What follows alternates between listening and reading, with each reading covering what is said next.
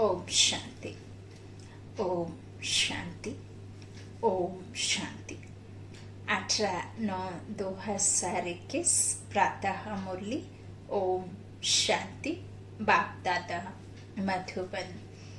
आज प्यार के सागर, ज्ञान दाता, वरदाता, विधाता, सर्वशक्ति मान बेहद के बाप ने हम रूहानी बच्चों से मुरली के महावाक्यों में कहा, मीठे बच्चे, चैरिटी बिगिंस एट होम। अपने परिवार वालों को ज्ञान सुनाओ, अपने हम जिन्स का कल्याण करो। प्रश्न है, किस श्रीमत का पालन करने वाले बच्चे अपनी अवस्था को एक रस बना सकते हैं? उत्तर में बाबा ने कहा, अवस्था को एक रस बनाने के लिए बाप की श्रीमत है, बच्चे रोज सवेरे सवेरे उठ बड़े प्यार से बाप को याद करो, अपने को आत्मा समझो और बाबा जो सुनाते हैं उससे सुनो।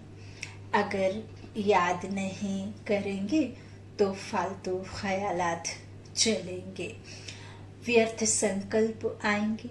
इसलिए बाबा राय देते हैं, बच्चे रोज सवेरे सवेरे उठ अपने आप से प्रतिज्ञा करो कि चलते फिरते खाते भोजन बनाते एक बाबा को ही याद करेंगे। बाबा का पुरुषार्थ करना ही है। आध्यात्म से जुड़ना माना श्रेष्ठ संकल्पों से सदा भरपूर रहना और व्यर्थ और अनर्थ संकल्पों से, जिसमें कोई भी अर्थ ना हो, उन संकल्पों के ऊपर समर्थ संकल्प अर्थात श्रेष्ठ संकल्पों का वसन रखना और कमजोर संकल्पों को खत्म करना। नेगेटिव पॉइंट्स से पॉजिटिव पॉइंट्स पर विशेष ध्यान रखना, नेगेटिविटी को खत्म कर पॉजिटिविटी में सदा स्थित रहना, यही आध्यात्म है। ईश्वरीय महावाक्यों का मनन चिंतन करना, यह भी एक तरह का पुरुषार्थ है।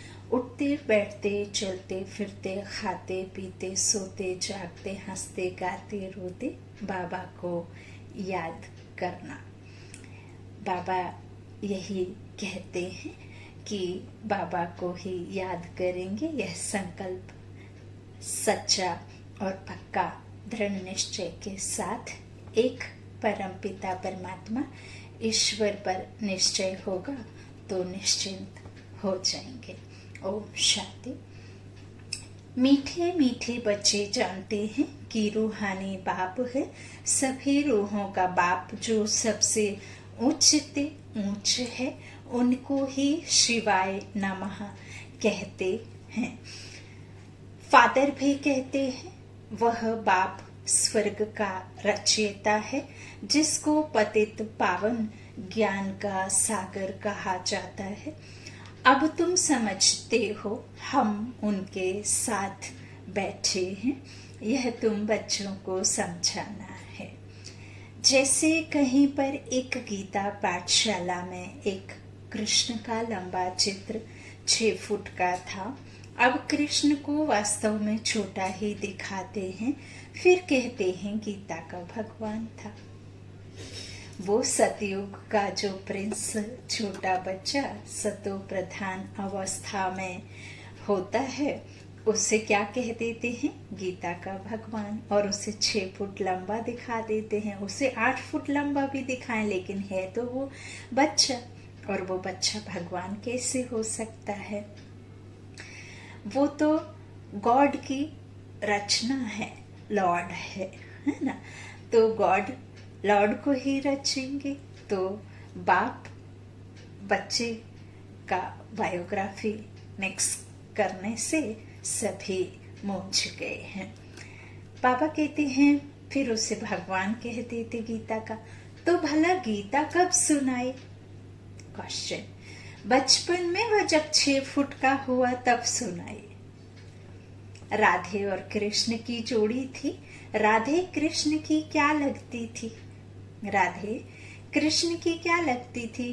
राधे को भगवती और कृष्ण को भगवान कहते हैं।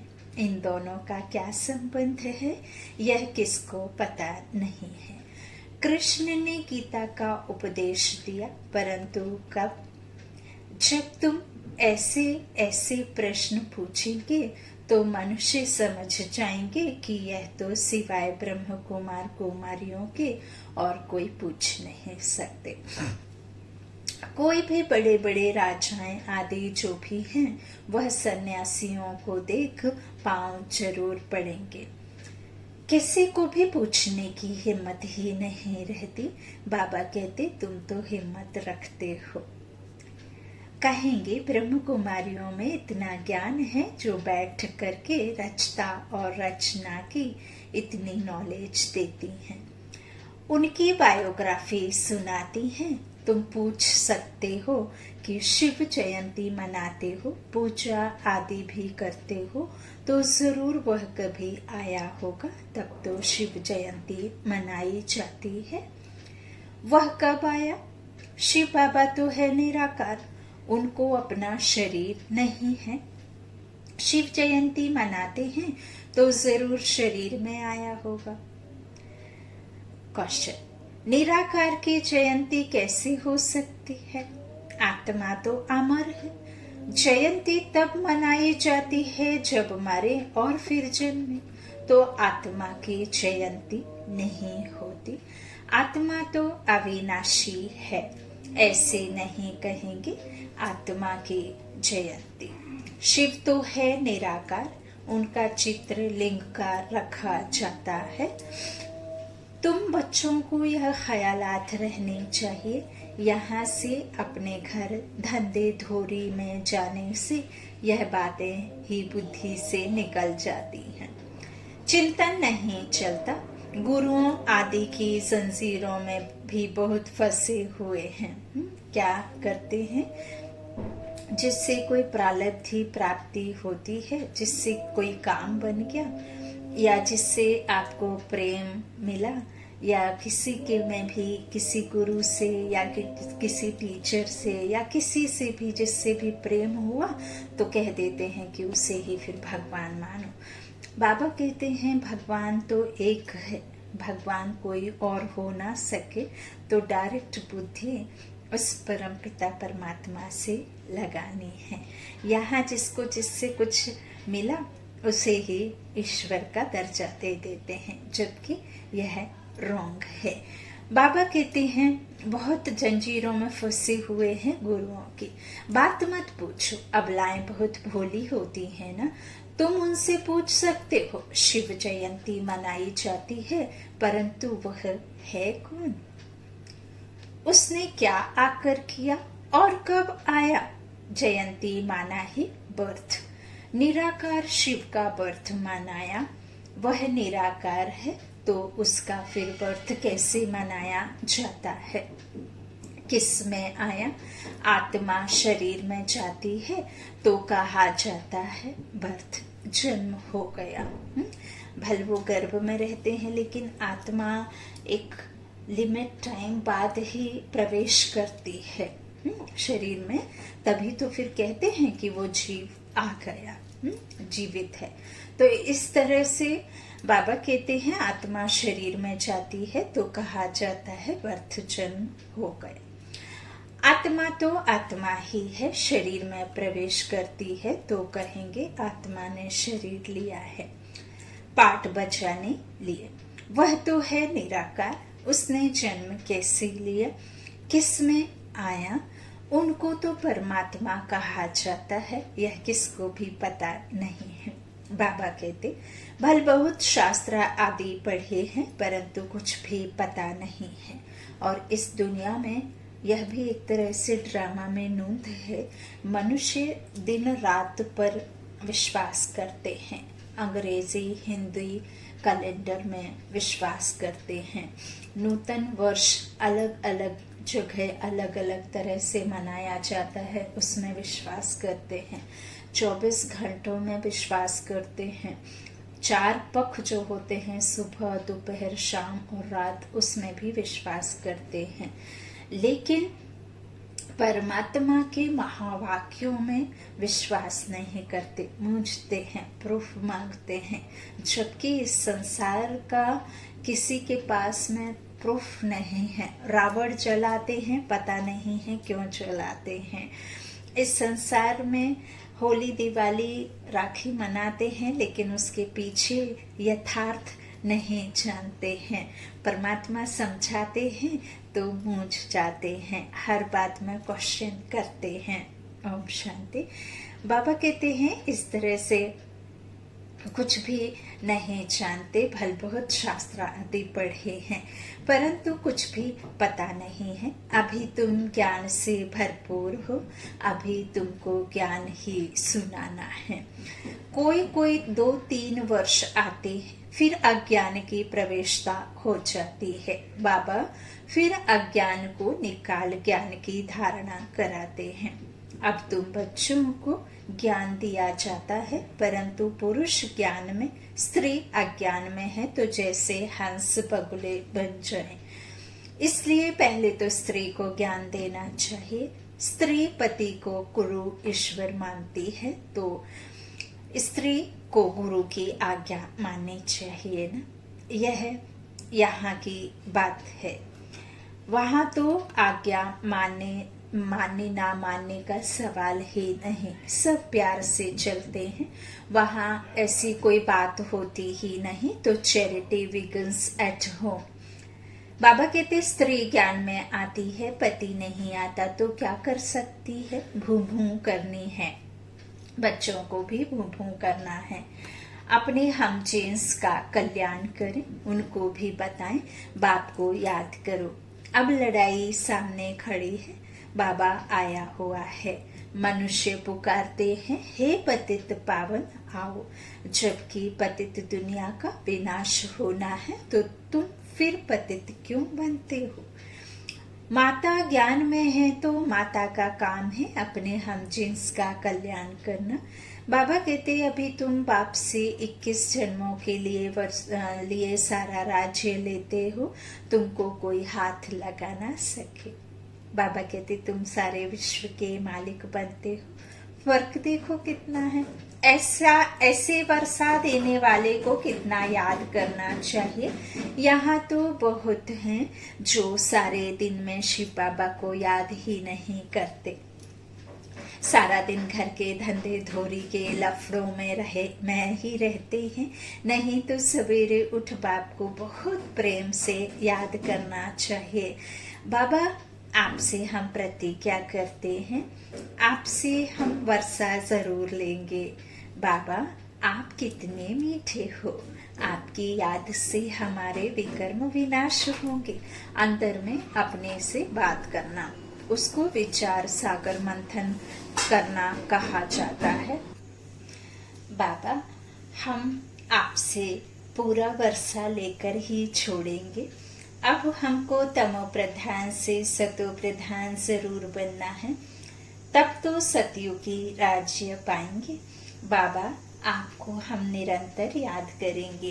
63 जन्मों में हमने कितने पाप किए, कितना सिर पर बोझा है। इसलिए बाबा हम आपको बहुत याद करते हैं। बाबा हम खाना पकाएंगे, घूमने जाएंगे, तो भी आपकी याद में रहेंगे। ऐसे बातें करते प्रतिज्ञा करेंगे तो विकर्म विनाश होते जाएंगे। बाबा हम भोजन बनाएंगे आपकी याद में। हमको सतो प्रधान जरूर बनना है। पता नहीं कल शरीर छूट जाए तो हम सतो प्रधान बनेंगे ही नहीं, मौत का डर है ना। बाबा हम जीते जी आपसे वर्षा जरूर लेंगे। फिर देखना चाहिए कि आज के सारे दिन में हमने कितना याद किया। कोई भी हालत में याद की यात्रा में जरूर रहना है। गृहस्थ व्यवहार में भी रहना है, युक्ति से चलना है। ऐसे ऐसे तीव्र वेग से पुरुषार्थ में लग जाएं तो याद भी रहेगी और आयु भी बढ़ेगी। भविष्य में तुम्हारी आयु बढ़ेगी। याद नहीं करेंगे तो पद भी कम हो जाएगा। बाबा कहते पुरुषार्थ कर बाप से वर्षा लेना है ना, और स्वदर्शन चक्रधारी बनना है। स्वदर्शन चक्रधारी अर्थात आत्मा 84 के चक्र में आती है, तो हम आत्माएं ही अपना अर्थात स्व का दर्शन, कैसे हमारा 84 का चक्र घूमता है, कैसे एक शरीर छोड़ 84 जन्मों में आत्मा आती है, कैसे सतयुग में, फिर त्रेता में, फिर द्वापर में, फिर कलयुग में और संगम में। बाबा ने मुरली में कहा ब्राह्मण सो फरिश्ता, फरिश्ता सो देवता, देवता। फिर उसके बाद बाबा ने कहा पूज्य पुजारी जो बनते हैं ना, हम पूर्वज आत्माएं ही हैं। स्वदर्शन चक्रधारी अर्थात 8, 12, 21, 42 और ये अंतिम जन्म, ऐसे आत्मा के जन्म होते हैं। तो बाबा कहते हैं और स्वदर्शन चक्रधारी बनना है। जैसे हिंदुओं को क्रिश्चियन बनाने के लिए नन्स बहुत फिरती रहती हैं, घरों में दुकानों में जाती हैं, सबको कहती हैं बाइबल लो, यह लो। हमारे क्रिश्चियन धर्म में बहुत सुख है, उन्हों की भी मिशन है, बौद्धियों की भी मिशन है। हिंदू लोग यह नहीं समझते कि यह क्या करते हैं। बाबा कहते हमारे हिंदू धर्म वालों को क्रिश्चियन बनाते रहते हैं, तुम कितना प्रदर्शनी में समझाते हो, भले ओपिनियन भी लिख कर देते हैं, घर में गए खलास। इसके लिए गाया हुआ है बंदरों के आगे रत्न रखो तो वह पत्थर समझ फेंक देंगे। तो यह भी अविनाशी ज्ञान रत्न पत्थर समझ फेंक देते हैं। बाबा कहते यह भी कुछ समझते नहीं। हाँ, जो इस धर्म वाले होंगे उन्हों को ही टच होगा। और बाबा ने कहा भी है द्वापर में ये रावण रूपी जो बॉम्ब ब्लास्ट हुआ है, तो बाबा के बच्चे दुनिया के कोने कोने में अपने शरीर निर्वाह अर्थ या जो भी कहो ऐसे चित्र वितर अर्थात बट गए हैं, बंटवारा हो गया है ना बाबा के बच्चों का। तो अब वो जगह जगह से आएंगे। बाबा कहते इस तरह से जो धर्म वाले होंगे, बिरादरी के होंगे, उन्हों को ही टच होगा। बात बहुत सहज है। बाप स्वर्ग का रचयिता है। बाप भारत में आते भी एक ही बार है। बाप कहते हैं तुम मुझ पतित पावन बाप को बुलाते आए हो, अब मैं आया हूँ तुमको स्वर्ग का मालिक बनाने। तुम कहते भी हो हम इस भ्रष्टाचारी सृष्टि को श्रेष्ठाचारी बनाकर ही छोड़ेंगे। अभी तो सब नरकवासी हैं, तुम अभी शिव बाबा की श्रीमत पर हो। शिव भगवान बाज, मैं तुमको स्वर्ग का मालिक, राजाओं का राजा बनाता हूँ। गीता में बड़ा अच्छा लिखा हुआ है, कहते हैं मैं इन साधुओं का भी उद्धार करने आता हूँ। तो यह उन्हों को भी सुनाना चाहिए ना। पुकारते भी हैं पतित पावन सीताओं के राम। अब इसका अर्थ भी समझते नहीं। सब हैं भक्तियां अथवा सीताएं। भगत कौन, भक्तियां कौन? भगत अर्थात जो याद करता है। तो आत्मा याद करती है किससे? भगवान को। तो भगवान जिसे हम याद करते हैं और आत्मा याद करती है परम आत्मा को।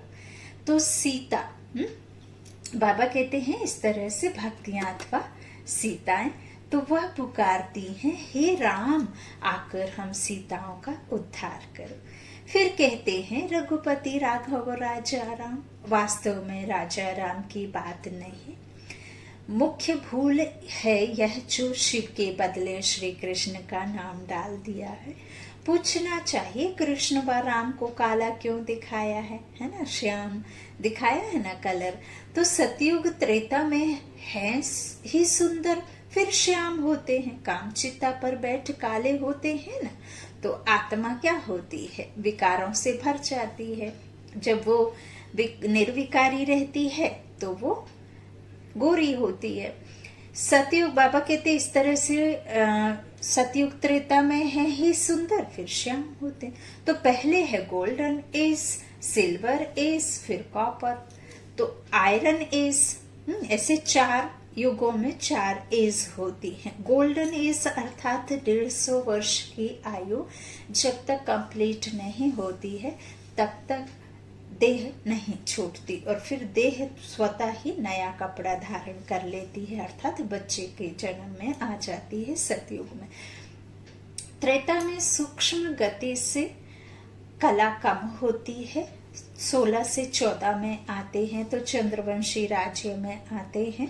सूक्ष्म गति से जो कलाएं कम होती तो फिर वैसे ही एज में भी फर्क पड़ता है, तो फिर उसमें 150 वर्ष की आयु में थोड़ी कम एज होती तो उसे सिल्वर एज कहते। फिर कॉपर एज, फिर आते हैं 125 और 100-125 की एज में आते हैं द्वापर में कॉपर एज। फिर कलयुग में आयरन एज, अर्थात किसी की एज का कोई ठिकाना नहीं, कोई 70, 80, 65, 75, 90, 100 ऐसे भी कर लेते हैं बहुत आत्माएं। लेकिन फिर इस कलयुग में किसी का भी उम्र का कोई पक्का नहीं रहता कि ये इतना जी ही लेगा, है ना। बचपन में भी, गर्भ में भी बच्चे जन्म लेने से पहले शरीर छोड़ देते हैं। तो इसीलिए कहा गया है आयरन एज अर्थात तमो प्रधान दुनिया। तो फिर कभी भी कैसे भी अकाले मृत्यु, एक्सीडेंट से, भूख से और कैसे भी मौत हो जाती है। इसीलिए इसे कहते भी हैं कि छी दुनिया। ओम शांति। तो बाबा कहते इस समय है आयरन एज। गोल्डन एज थी तो कितना मान था, तो युक्ति से जाकर समझाना चाहिए, वह कोई इतना जल्दी अपना हठ नहीं छोड़ेंगे, है ना। 63 जन्मों से है तो यूं ही तो नहीं छोड़ देगा ना, कोई समझाना होगा। झाड़ की आयु बड़ी होती है तो झाड़ जड़ीभूत अवस्था को पाता है। आयु तो इस दुनिया की भी है ना। बाबा कहते इस तरह से नई दुनिया और पुरानी दुनिया। ओल्ड माना कलयुग, तमो प्रधान दुनिया, इसमें एक भी सतो प्रधान हो नहीं सकता। इस संसार में, कलयुग में, तमो प्रधान दुनिया में कोई भी सतो प्रधान नहीं हो सकता। अब तमो प्रधान को खलास होना है। नई दुनिया को कौन स्थापन करेंगे? वही बाप।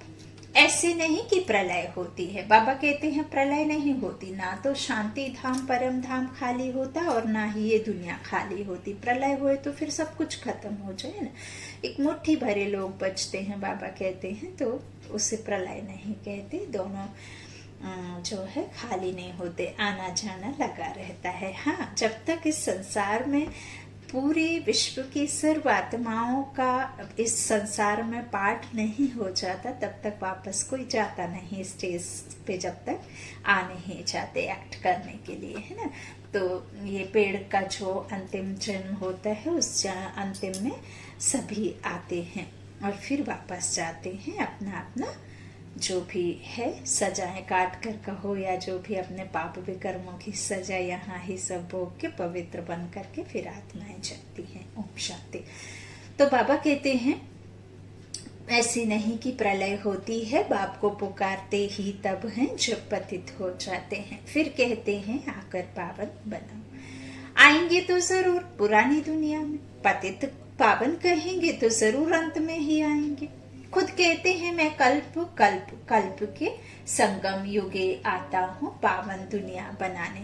अभी है संगम, अभी बाप सबको सदगति में ले जाते हैं, तो ऐसे बाप की श्रीमत पर चलना चाहिए ना। अपनी अवस्था को जमाना है, सवेरे उठकर बाप को याद करना चाहिए। अपने को आत्मा समझना है, ना कि मैं आत्मा हूँ, मैं आत्मा हूँ, मैं शांत स्वरूप हूँ, मैं ऐसी हूँ, मैं वैसी हूँ, मैं शक्तिशाली हूँ। इसे रिपीट नहीं करना है, वैसा समझना भी है। तो यह शरीर के ऑर्गन्स हैं। बाप कहते हैं, हे बच्चों, मैं तुमको जो सुनाता हूँ वह सुनो। मुक्ति, जीवन मुक्ति के लिए और कोई की बात नहीं सुनो। परम धाम से बाप आए हैं पावन बनाने, फिर तुम पुराने शास्त्रों को क्यों याद करते हो? भक्ति करते ही इसलिए हो कि भगवान मिलेगा। तो वह तो सर्व का सदगति दाता बाप है ना। बाप के सिवाय यह नॉलेज कोई दे ना सके। इन लक्ष्मी नारायण को भी यह राज्य कैसे मिला? आत्मा के लिए कहते हैं वह बिंदी है, चमकता है अजब सितारा। बाप समझाते हैं, तुम मुझे कहते हो परमात्मा, सुप्रीम सोल। लौकिक बाप को कभी परमात्मा कहेंगे क्या? परमात्मा जो परम धाम में रहते हैं उनको कहते हैं सुप्रीम सोल। वह तुम्हारा बाप है, वह आकर इसमें प्रवेश करेंगे। गुरु शिष्य के बाजू में बैठेगा ना। यह बातें कोई शास्त्रों में नहीं है। अभी तुम जानते हो वह हमारा बाप है। 5000 वर्ष पहले भी बाप ने योग सिखलाया था कि मुझे याद करो और विष्णुपुरी को याद करो, तो जरूर संगम में ही कहेंगे। बाबा कहते, सतयुग में था एक धर्म, तो जरूर फिर एक धर्म होगा ना। इतने धर्म सब विनाश हो जाएंगे और नहीं होंगे तो सतयुग कैसे आएगा? यह टाइम वही है। बाप कहते हैं, मुझे याद करो तो मैं तुमको विश्व का मालिक बनाऊंगा। बाप की याद से ही तुम तमो प्रधान से सतो प्रधान बनेंगे। बाप कहते हैं, जो बच्चे अच्छी सर्विस करते हैं मैं उनको याद करता हूँ, क्योंकि मेरे मददगार हैं। भक्तों का कल्याण करते हैं तो वह मुझे प्यारे लगते हैं। तुमको तो एक बाप ही प्यारा लगता है जिससे वर्षा मिलता है, इसलिए तुम बच्चों को अच्छी रीति पुरुषार्थ करना पड़े। याद की यात्रा में रहना है। बहुत फालतू ख्यालात भी आएंगे। भक्ति मार्ग में अपने को मारते भी हैं, है ना। शूल आदि नवरात्रि में कैसे ये इधर गाल में, टंग में और कहाँ कहाँ छेड़ते हैं, अंगारों पर चलते हैं, कोड़े आदि मारते हैं, संत फकीर होते हैं, भभूत आदि लगाकर अपने आप को कष्ट देते हैं। जबकि भगवान कहते हैं, ईश्वर का कहना है कि मैं पिता हूँ और पिता अपने बच्चों को कष्ट में नहीं देख सकता है। बाबा कहते हैं, जो कष्ट, उन कष्ट को झेलने की बात बाबा ने कही है कि जब मैं संसार में ज्ञान दाता बन ज्ञान देता हूँ तो बहुत सारे मनुष्य आत्माएं, जो बिकारी मनुष्य आत्माएं या जो रावण राज्य की आत्माएं हैं, वो हर बात में क्रिटिसाइज या इस तरह से आपके मजाक बनाते हैं या विश्वास नहीं करते। बाबा ने वह सब कहा है कि उन सब चीज़ों को सहन करना होगा, बातों को सहन करना होगा। ऐसे नहीं कि खुद को कष्ट देने से, व्रत तप दान पुण्य करने से ही ईश्वर प्राप्त होते हैं। नहीं, बाबा कहते हैं, मैं तो जब आता हूँ और जब मैं जो हूँ जैसा हूँ, जब आप खुद को आत्मा निश्चय करेंगे तो मैं आपको, आपकी पहचान और मेरी पहचान आपको मिल पाएगी। तो बाबा कहते हैं इस तरह से बहुत फालतू ख्यालात भी आएंगे। तो बाबा कहते भक्ति मार्ग में तो अपने को मारते भी हैं। हमको शिव का दर्शन हो, बहुत मेहनत करते हैं दर्शन के लिए। यहाँ तुम समझते हो बाप की याद से पाप कट जाएंगे और 21 जन्मों के लिए वर्षा मिलेगा। दर्शन होने से कोई पाप नहीं कट जाते। अब राम राम राम राम राम माला टरकाते रहते हैं, लेकिन मन में जो अंतर मन में ख्यालात चलते हैं, वो ख्यालात तो आपके खत्म नहीं होते ना। व्यर्थ संकल्प भी चलते हैं। सिर्फ राम का नाम लेने से या ईश्वर के प्रेरणा से तो आपको पता नहीं चलेगा ना कि आपके अंतर मन में, अंतरात्मा में जो विकारों की जंग चढ़ी हुई है, वो जंग को निकालने की रीति नीति तो दर्शन मात्र से नहीं होगी। तो बाबा कहते हैं पाप कट जाएंगे, ऐसा तो नहीं है ना। दर्शन से बाप जो विश्व का मालिक बनाते हैं उनको तो बहुत प्रेम से याद करना चाहिए। अभी तुम्हारी बुद्धि में है कि हम क्या बन रहे हैं, दूसरे जन्म में हम यह जाकर बनेंगे। नक्की है ना, बाबा की बातों पर विश्वास है ना। तो यह कॉलेज ही है सतयुग का प्रिंस प्रिंसेस बनने का। बाप आकर धर्म के साथ डीटी किंगडम भी स्थापन करते हैं। देवी देवता राज्य करते हैं ना स्थापन। तो स्थापना परमात्मा ब्रह्मा के द्वारा कराते हैं। हमारे कर्मों की गुहा गति का राज समझा करके हमसे ही हमारे कर्मों को श्रेष्ठ बनवा करके हमसे ही कर्म कराकर विकर्मों को कैसे खत्म करना है, कैसे श्रेष्ठ कर्मों को बनाना है, वह हमसे ही करण करावनहार कराते हैं। अच्छा, बाप दादा का याद प्यार। मीठे मीठे सीखी लाधे बच्चों प्रति माता पिता बाप दादा का याद प्यार और गुड मॉर्निंग। रूहानी बाप की रूहानी बच्चों को नमस्ते। हम रूहानी बच्चों की रूहानी माता पिता बाप दादा को याद प्यार और गुड मॉर्निंग। शुक्रिया बाबा, मीठे बाबा, प्यारे बाबा, सबका साथी सबका सहारा। धारणा के लिए मुख्य सार है। पहला, बाबा ने बच्चों से कहा, बाप ने मुक्ति, जीवन मुक्ति के लिए जो भी ज्ञान की बातें सुनाई हैं वही सुननी और धारण करनी है, बाकी सब भूल जाना है। अपना और अपने लौकिक परिवार का कल्याण करना है। दूसरा, बाबा ने कहा, व्यर्थ ख्यालातों को समाप्त करने के लिए सवेरे सवेरे उठ विचार सागर मंथन करना है, याद की यात्रा में लगे रहना है। सुबह सुबह उठ के कौन सा भोजन करना है? श्रेष्ठ संकल्पों का। मैं आत्मा भगवान की हो गई तो भाग्यशाली हो गई। मैं भाग्यशाली आत्मा, जन्म से भाग्य लेकर आने वाली आत्मा। सफलता के पीछे मैं नहीं, सफलता मेरे 10 कदम आगे चलती है और मैं पीछे नहीं भागती हूँ। तो मैं सफल आत्मा हूँ, मैं महान आत्मा हूँ, मैं विशेष आत्मा हूँ।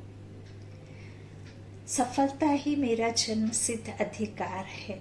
मैं निरोगी हूँ, आरोग्यवान हूँ, मैं मास्टर भगवान हूँ, मैं सर्वशक्तिवान की संतान हूँ, मैं दाता वरदाता विधाता की मास्टर दाता वरदाता विधाता संतान हूँ। मैं आत्मा बाबा की परम प्रिय आत्मा हूँ, मैं पवित्र आत्मा हूँ। अपने आप को सूक्ष्म बदन में अनुभव करें। मैं शक्तिशाली हूँ, बाबा की शक्तिशाली किरणों का फाउंटेन मुझ आत्मा को भरपूर कर रहा है शक्तियों से। और इस तरह से सुबह सुबह इन ख्यालातों में, इन संकल्पों के साथ स्वमान में टिक कर थोड़ा थोड़ा अभ्यास कर अनुभव के साथ शुरुआत करें तो आपका दिन बहुत बहुत अच्छा जाएगा। ओम शांति। वरदान है, तीनों कालों को सामने रख हर कार्य में सफल होने वाले सदा विजयी भव। लौकिक रीति में भी जो समझदार होते हैं वह आगे पीछे सोच समझकर फिर कदम उठाते हैं। ऐसे यहाँ भी आप बच्चे जब कोई कार्य करते हो तो पहले तीनों कालों को सामने रखकर फिर कर। सिर्फ वर्तमान को नहीं देखो, बेहद की समझ धारण करो और विजयीपन के निश्चय के आधार पर, भद्रकालदर्शीपन के आधार पर हर कर्म करो व हर बोल बोलो, तब कहेंगे अलौकिक व असाधारण।